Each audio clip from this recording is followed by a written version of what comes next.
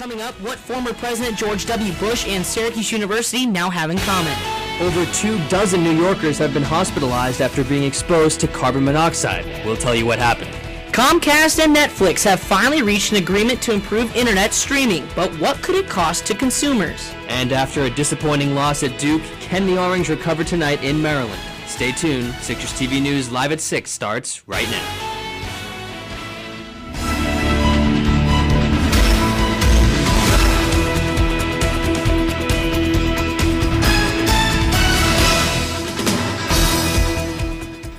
Good evening and welcome to Citrus TV News Live at 6 for this snowy February 24th. I'm Russel Oliver. And I'm Chris Wilner. Lots of action occurred this weekend, but we'll start tonight with University Union's latest announcement. And although it may only be February, it has everyone thinking ahead to Mayfest. That's our top story tonight.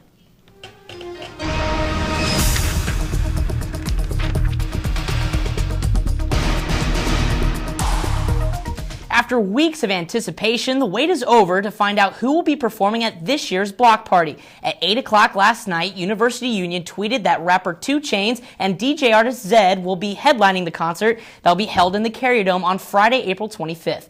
We were able to talk to University Union concert president Kelly Bonini about the success this year's block party has already achieved. It's been very positive, probably the most positive I've seen for any of our show announces. And I think that just comes with really listening to what the students have to say and really tracking everything and taking everything we hear into consideration when we book these artists.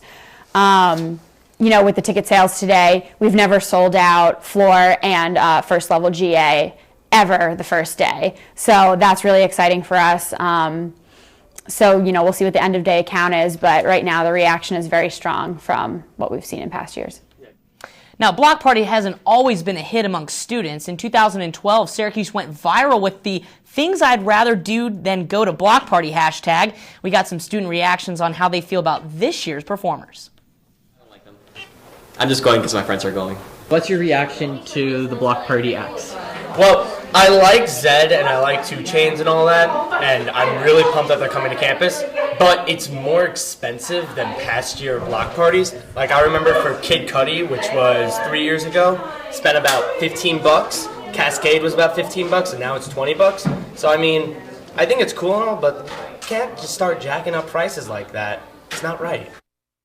Student tickets went on sale this morning and were a hot commodity. Reserved seats can still be purchased for $20 through Ticketmaster. Tickets for the general public are $30, and they'll be available to purchase through the Carrier Dome box office and Ticketmaster on Friday.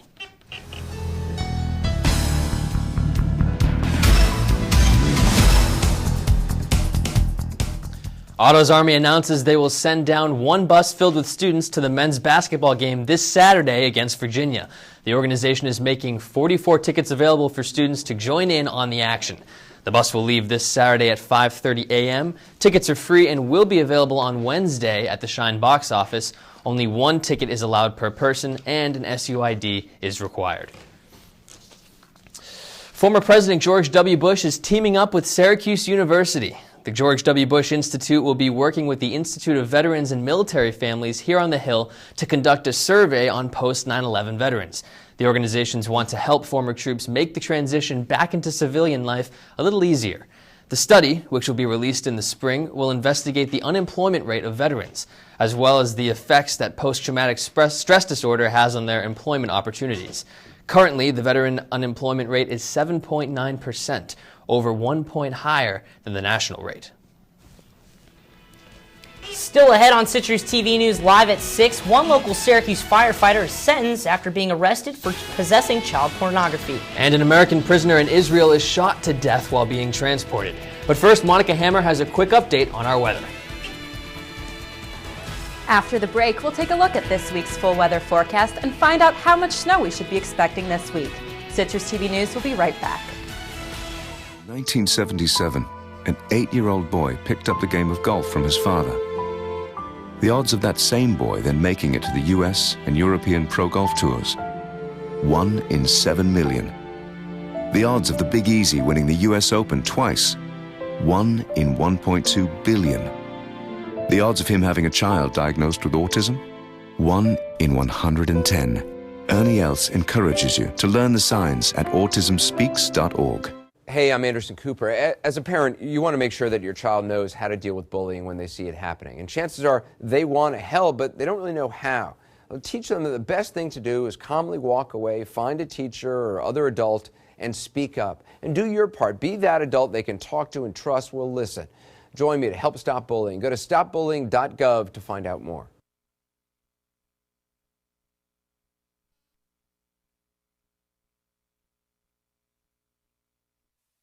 How you doing? My name's Steve. My family's lived in this neighborhood for years. Recently, things got so tight, we had to go to our local food bank for help. I lost a lot of sleep worrying about what the neighbors might think. That is until I saw them there, too. How'd I do, Steve? A little stiff. You could have done a little better. What? Come on! You know, I have an Academy Award. Yeah, but not for playing me. Play a role in ending hunger. Visit feedingamerica.org/hunger and find your local food bank. So, I just moved in with this family, and it's embarrassing. The little one, he likes to go outside and crawl around in the giant litter box. I don't know what he's doing. I mean, I was born and I knew how to use the litter box. Look at that! That's disgusting! Oh, poop already! You're making me nervous. Oh, okay, I can't look at this anymore. I really hope he grows out of this, for his sake.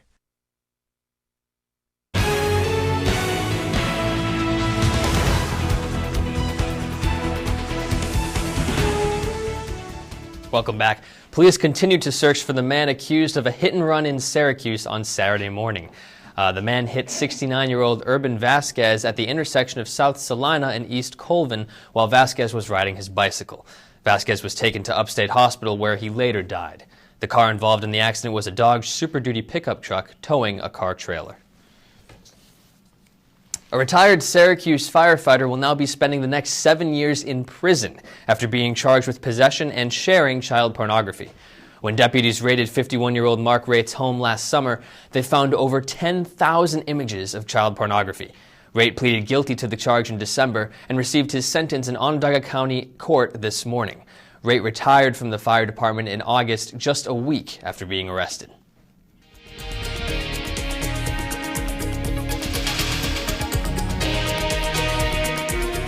One person is dead and dozens more hospitalized after a carbon monoxide leak in a New York City restaurant. The incident occurred at a Legal Seafoods restaurant on Long Island when a broken water heater flue pipe began leaking carbon monoxide into the air. The restaurant's manager was pronounced dead at the hospital after breathing in dangerous amounts of the poisonous gas.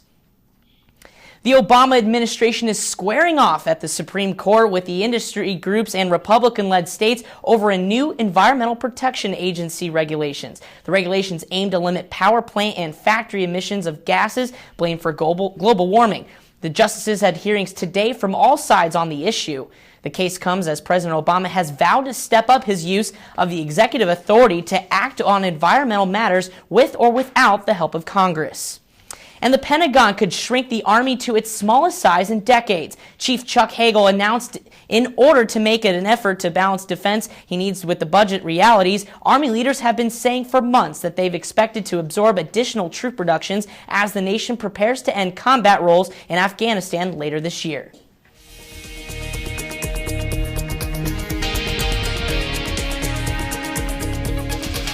Prison guards shot and killed an American prisoner serving a sentence in Israel on Sunday. 34-year-old Samuel Scheinben was confirmed dead by Israeli police after he shot and wounded 3 guards. The standoff began during Scheinben's transport from one prison to another. Scheinben had escaped to Israel after murdering a Maryland teenager in 1997. Ukraine's government issued an arrest warrant for President Viktor Yanukovych for committing mass crimes against anti-government protesters. Reports suggest Yanukovych fled to a pro-Russian area of Ukraine after being impeached by the Ukrainian legislature this weekend. Numerous Ukrainians want to put the president on trial, especially after last week when government snipers killed protesters during anti-government rallies. Homosexuality is now against the law in Uganda. The Ugandan president signed an anti-gay bill into law this morning, making it illegal to have homosexual sex. Under the new law, first-time offenders could serve up to 14 years in prison, and repeat offenders could be imprisoned for life. President Museveni stated this move is necessary to stop what he referred to as Western imperialism. He blames the West for the prevalence of homosexuality in Africa.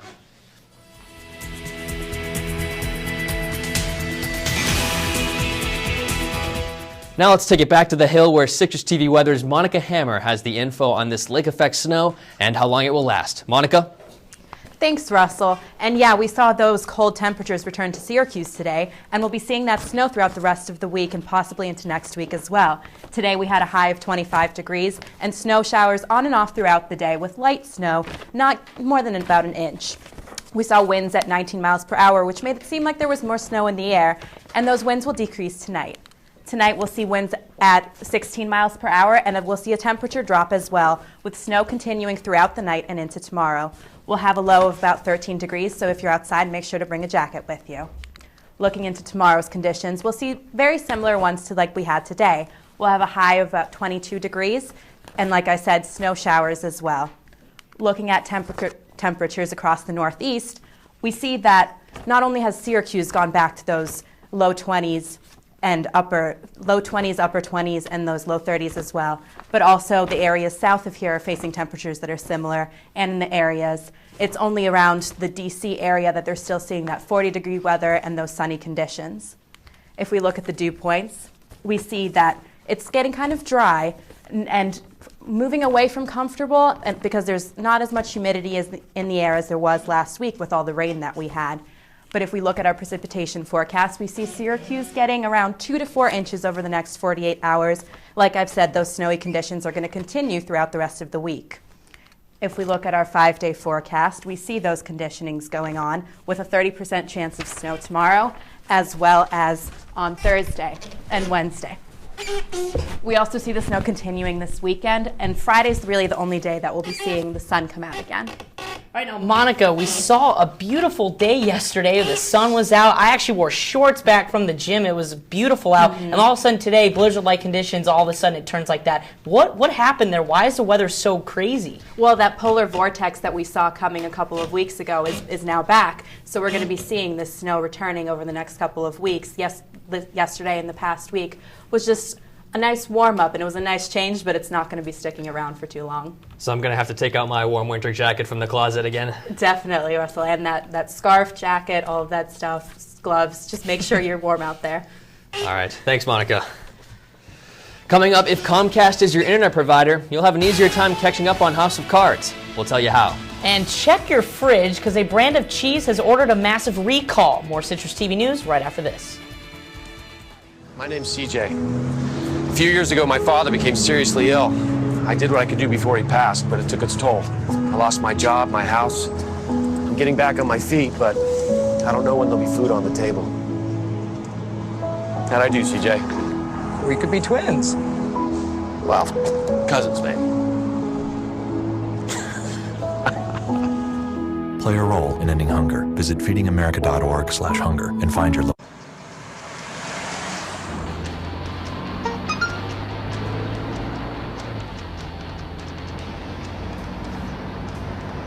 The average text takes your eyes off the road for nearly 5 seconds.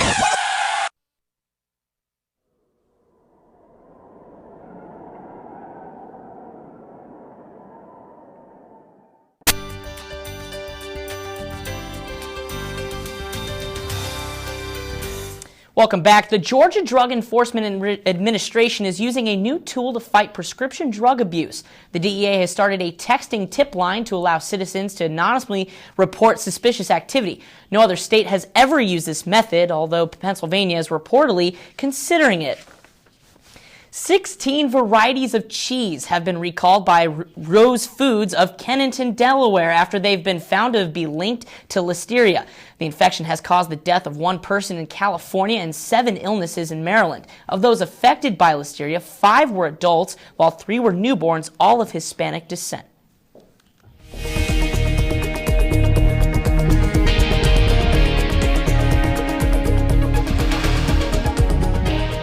Samsung unveiled its new Galaxy smartphone today. The smartphone is the latest in Samsung's line of Galaxy devices, which have surged in popularity on a very competitive smartphone market.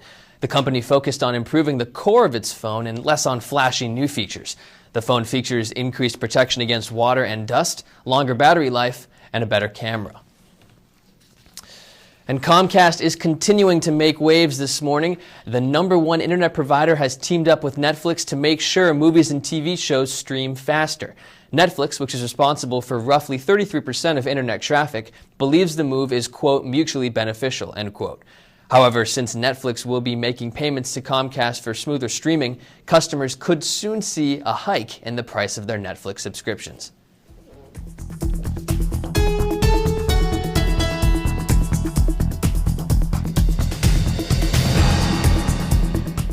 Last week, it was Jimmy Fallon. This week, it's Seth Meyers' turn. The former Weekend Update anchor will debut on late night time slot at 12:35 a.m. tonight. SNL alum Amy Poehler and Vice President Joe Biden will be the first guests for tonight, and comedian Fred Armisen will be Meyers' band leader. This is the end of the late night shuffle for NBC, which began with the departure of Jay Leno of The Tonight Show and Jimmy Fallon taking over the long-running show last week. CNN has announced they will end the show hosted by Piers Morgan in March. Piers Morgan Live is coming to an end due to low ratings. Morgan has replaced legendary host Larry King in the 9 p.m. slot 3 years ago. No word yet on when the final date of the show will be or if Piers Morgan is expected to stay at CNN. And next on CitrusTV Sports, a first for Jim Boeheim against the Duke Blue Devils. And what does an enormous bear have to do with the Sochi Olympics? Come on back.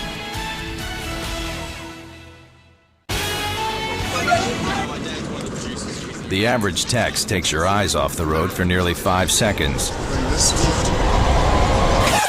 Stop the texts. Stop the wrecks. Visit us at stoptextstoprex.org. The average text takes your eyes off the road for nearly 5 seconds. Stop the texts. Stop the wrecks. Visit us at stoptextstoprex.org. Welcome to my block party. Glad you can make it. The only triple doubles you get come with fries. Last time you blocked someone, you were online. I can do this all day. Your moves are just gay. Using gay to mean dumb or stupid, not cool. Not cool. Not in my house, not anywhere. It's not creative, it's offensive to gay people. And you're better than that.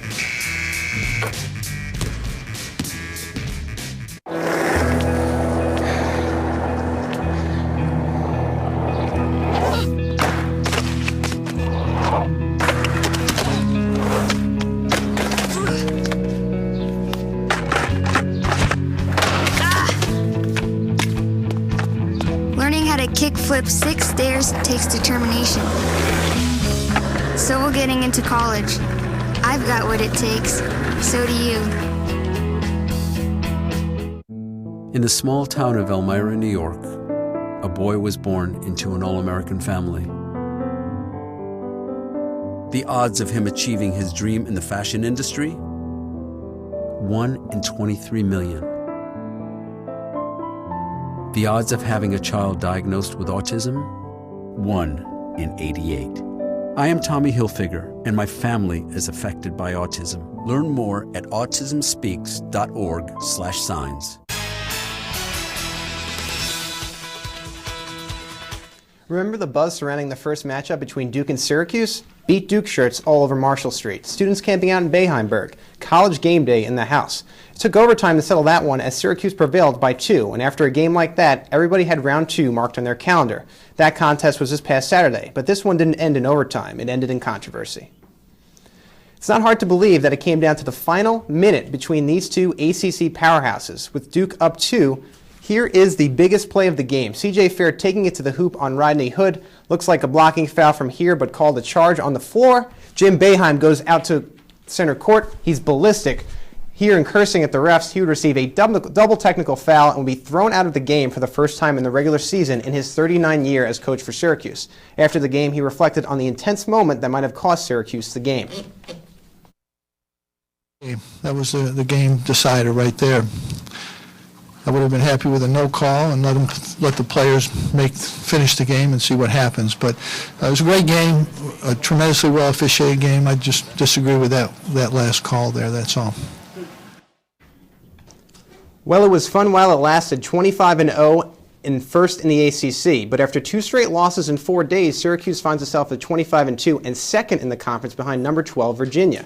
C.J. Fair and company will try to right the ship tonight as they visit the 15-12 Maryland Terrapins. Maryland so far in conference play is 7-7 and coming off a win last Tuesday against the Wake Forest Demon Deacons. Tonight's game will tip off on ESPN from the Comcast Center at 7 p.m.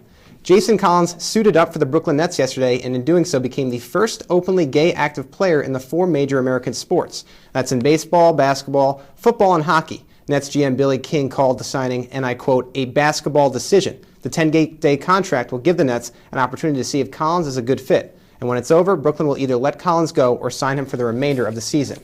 In the Nets' win against the Lakers last night, Collins came off the bench for 11 minutes and recorded 2 rebounds. The Daytona 500 was yesterday, and some interesting weather made for an interesting day for the great American race. Rain showers hit the track on the 38th lap, and the ensuing delay lasted a record-setting 6 hours and 22 minutes. When the drivers came back, Dale Earnhardt Jr. would end his personal drought for the second Daytona win of his career. Earnhardt hadn't won a sprint race in 55 tries, and in 2013 he'd finished in second place on 5 separate occasions. After the race, he was obviously extremely excited. Man, winning this race is the greatest feeling that you can feel in this sport. And aside from obviously accepting the trophy for the championship, I didn't know if I'd ever get a chance to feel that again, and it feels just as good. The Sochi Olympic Games came to an end at the closing ceremonies last night. As you can see, the guest of honor was a giant inflatable bear. The bear blew out the Olympic torch, and that was that. In the final medal standings, host Russia finished on top with 33 medals, including 13 golds. The U.S. finished in second place with 28. American hockey player Julie Chu was chosen by the U.S. to bear the flag at the closing ceremonies. The next Winter Olympics takes place in 2018 in host country South Korea. The Syracuse Orange men's lacrosse team opened the season with 2 big wins. The first a blowout W against Siena and the second an overtime win against Albany. On Saturday, Syracuse would up the ante, though, as the number 1 Orange hosted the number 7 Maryland Terrapins at the Carrier Dome. And for a team that was a preseason favorite for the Final Four, the Orange did not look like one. Taken in the second quarter, Randy Stotts would find attackman Derek Maltz, who rips one. It's 4-2 SU early. Maryland would come back rather quickly in this one. Connor Cannizzaro scores, makes it 5-4 Maryland. 6.5 to go in the second quarter. Maryland's Charlie Raffa scores and makes it 10-4 Terps, and that's an 8-0 run for Maryland. Cuse midfielder Hakeem Leckie ends the run right after that, 10-5 now, but Maryland ahead. But later on in this one, Maryland midfielder Brian Cole scores with 5 minutes left in the third, and that would be 16-5 Maryland. Final score, 16-8 Maryland Terrapins. Syracuse takes its first loss of the season. They will get their chance to rebound this Saturday against Virginia. Pete, huge weekend, and I'm not talking about Syracuse Duke. Dale Earnhardt Jr. winning the Daytona 500, his second one. You're fired up. I'm fired up. How important was this for this guy? I mean, he's been a winless drought pretty long, almost 9 seasons. Huge win, and also number 3 car was back in the running. Austin Dillon driving that one. That's the first time since his father drove it, who passed away at the Daytona 500, so a big win for Junior. Right. And now tonight we have SU and Maryland. SU, we've got 2 losses in a row. Can we rebound tonight? Are we going to get the win? What do you think? Interesting you say that. I think the key thing will be rebounding tonight. Maryland's very good at offensive rebounding. If Syracuse can out-rebound Maryland, they should get the win. Now, Syracuse, you look at Jim Boeheim's reaction. What is your take on it? A lot of people say it ruined the game. Do you think that was the deciding factor, or was it the call? He was angry, and it showed passion, but here's the thing.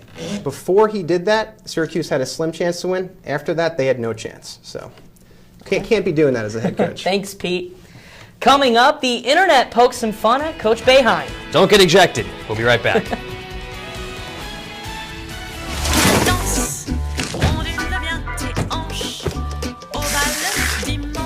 You didn't give up on sex. Don't give up on birth control either. There are more methods than you think. Find yours at bedsider.org. Danse, balance la cadence, ondule bien tes hanches, au bal du dimanche. You didn't give up on sex. Don't give up on birth control either. There are more methods than you think. Find yours at bedsider.org. Danse, balance la cadence, ondule bien. You didn't give up on sex. Don't give up on birth control either. There are more methods than you think. Find yours at bedsider.org. That's slow. That's slow. The average text takes your eyes off the road for nearly 5 seconds. Stop the texts. Stop the wrecks. Visit us at stoptextsstopwrecks.org. We are different. Society should aspire to be more like us. Be part of the first class. Get energized. Get outside. Hold on, guys. It's gonna get bumpy. And get moving. Experience the power of physical activity.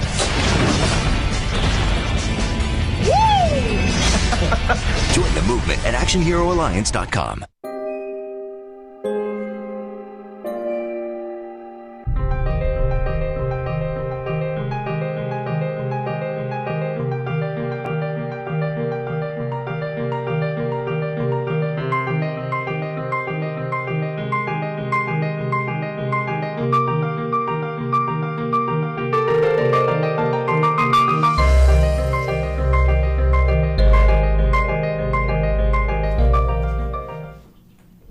All right, Monica, one last look at our weather. Tomorrow morning, what do I need to wear? Am I going to be able to wear no jacket, or is it back to the snowy jacket? You're definitely going to need that snowy jacket. We're expecting weather tomorrow that's going to be very similar to what we saw today. Snow showers expected throughout the day. So remember that jacket and probably a hat and gloves, too.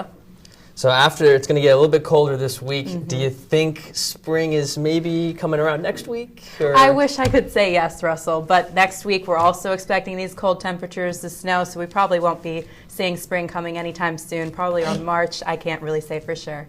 Now, I know the snow's coming, but are we going to see any more dangerous snow like we saw previously in the month of February that could have possibly closed school? I doubt it. I don't think we're not expecting that much snow, just 2 to 4 inches this week and probably a similar amount the following week. So I don't think we're going to see any storms soon, but we never know. It could be coming up later on. So we'll have to go somewhere warm over winter break, I guess, if we want to get some sun and some... Yeah, definitely. It's almost spring break, but not quite yet.